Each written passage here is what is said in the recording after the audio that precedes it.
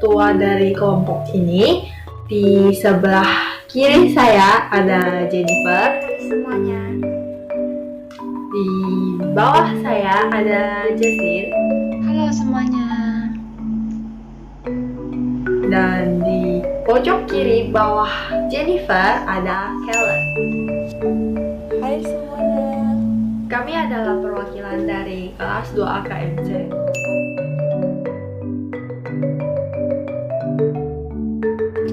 Pembahasan pertama adalah tentang pajak.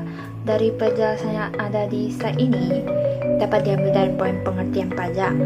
Pajak adalah kontribusi wajib kepada negara yang terutang oleh orang pribadi berdasarkan undang-undang, dengan tidak mendapatkan imbalan secara langsung dan digunakan untuk keperluan negara.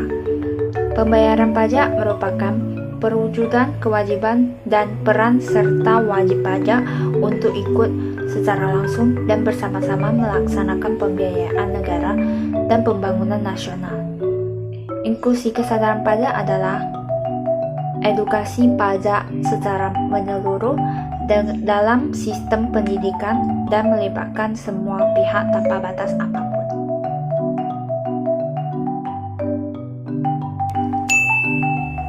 Pembahasan kedua adalah tentang tujuan.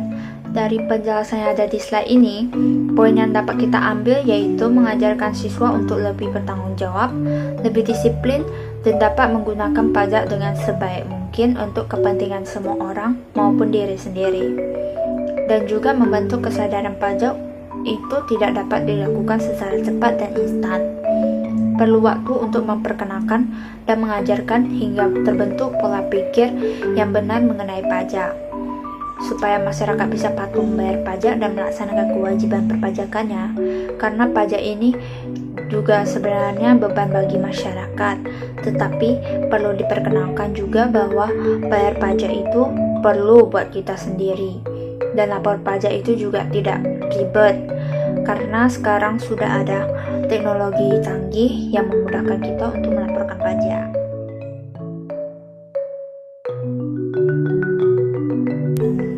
Pembahasan ketiga adalah tentang visi misi.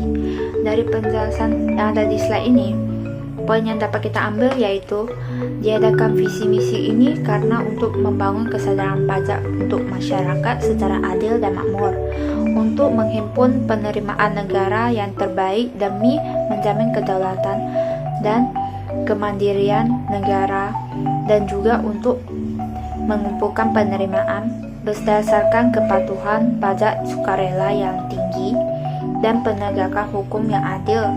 Visi misi ini membuat para siswa-siswi dapat melaksanakan pekerjaan secara mandiri dan juga memberikan kontribusi kepada masyarakat dalam meningkatkan pengetahuan di bidang perpajakan.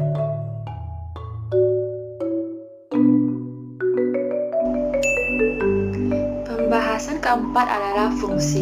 Apakah fungsi dari pajak?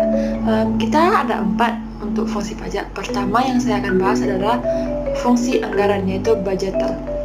Berfungsi untuk membayar pengeluaran negara seperti yang kita lihat untuk di Batam, seperti flyover yang kita pakai sehari-hari. Itu adalah anggaran yang kita dapat dari pajak. Pajak dibayarkan ke negara, maka negara mengeluarkan biaya itu untuk membayarkan fasilitas-fasilitas yang kita dapat menggunakan, yaitu seperti yang flyover, bangunan-bangunan nasional, dan biaya lain yang tidak dapat dihindari. Kedua adalah fungsi mengatur atau regulasi. Seperti contoh pajak bea masuk cukai. Kita ada produk lokal dan ada produk impor. Untuk biar produk lokal tidak kalah saing dengan produk lain, maka kita ada namanya pajak bea cukai. Itu biar harga para impor lebih tinggi, maka dia tidak bisa berbanding dengan barang-barang lokal. Kemudian untuk ketiga, kita ada fungsi stabilitas. Seperti dengan namanya stabilitas, pajak dipungut untuk mengstabiliskan perekonomian negara. Seperti contohnya, pajak dipungut bukan seperti saya ambil 100.000 atau saya pungut 200.000. Pajak selalu diambilnya misalnya berapa persentase dari bruto pendapatan. Seperti misalnya pendapatan 100.000, maka saya ambil 2%. 2% untuk mau berapapun pendapatannya. Itu digunakan untuk supaya kita dapat menjaga agar uang yang beredar di perekonomian masyarakat itu tidak terlalu banyak maupun terlalu sedikit, maka itu dapat mengendalikan inflasi kita. Kemudian untuk keempat, kita ada fungsi retribusi pendapatan atau kita sebut dengan pemerataan.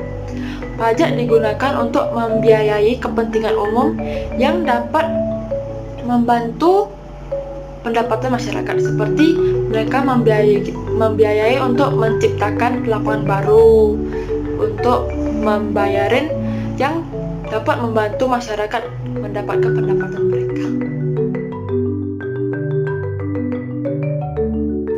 Nah, sekarang untuk poin yang kelima adalah tentang kesadaran siswa terhadap pajak.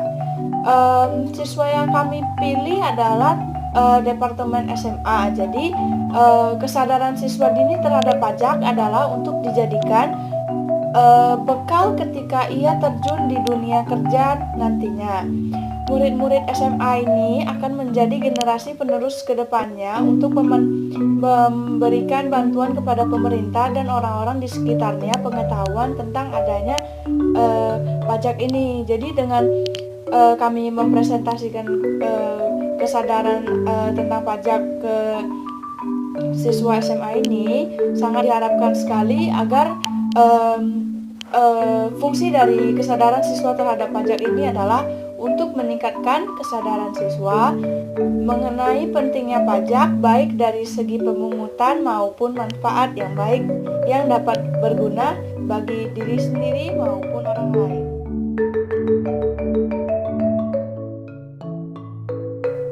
Nah, untuk slide yang ini terdapat poin-poin mengenai tentang pentingnya kesadaran pajak. Di slide ini sudah dijelaskan bahwa upaya Direktorat Jenderal Pajak dalam kesadaran pajak dilakukan dengan cara membuat inklusi kesadaran pajak untuk menghasilkan kesadaran pajak terhadap siswa-siswi maupun masyarakat. Jadi tujuan dari diadakannya program inklusivitas pajak kesadaran pajak ini adalah terbentuknya masyarakat atau siswa-siswi yang memiliki kesadaran akan pentingnya peran pajak dalam pembangunan nasional. Jadi maksud dari tujuan pentingnya peranan pajak dalam pembangunan nasional ini adalah pajak ini kita lakukan pembayarannya dalam jangka waktu tertentu, bukan untuk kepentingan pemerintah saja, tapi juga untuk kepentingan kita untuk menikmati fasilitas-fasilitas yang ada di daerah sekitar kita. Jadi manfaat pajak itu sangat banyak dan harus dipahami lebih dalam lagi.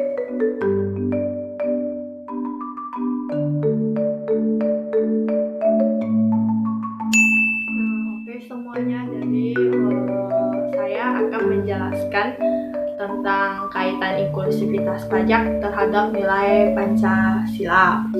Jadi kami mengkaitkan inklusivitas pajak ini dengan Pancasila kedua, yaitu kemanusiaan yang adil dan beradab. Jadi sila kedua ini menjelaskan bahwa kita sebagai rakyat Indonesia sebaiknya memperlakukan sesama manusia secara adil dan beradab tanpa membeda-bedakan setiap manusia gitu. Terus kita harus mengembangkan sikap rasa toleransi, menjunjung tinggi nilai kemanusiaan. Jadi kaitannya ini kan adil ya kepada semua masyarakat yang ada.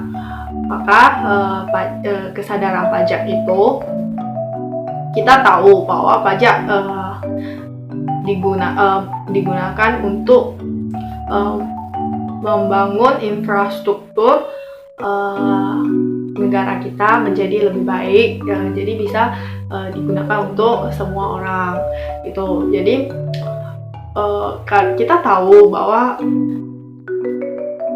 semua warga Indonesia wajib membayar pajak.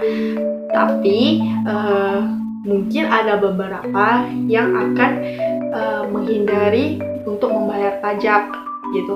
Jadinya tidak adil bagi sebagian orang yang telah membayar pajak. Seperti kita karyawan biasa juga ada membayar pajak, tapi ada yang memanipulasi datanya dan untuk menghindari pajak. Jadi itu kan tidak adil ya, kayak untuk sebagian orang udah membayar pajak untuk membantu membangun infrastruktur negara, tetapi ada yang tidak menghindari gitu loh. Jadi tapi malahan ikut menikmatinya. Jadi menurut kami akan lebih bagus kita sadar pajak dari sekarang gitu.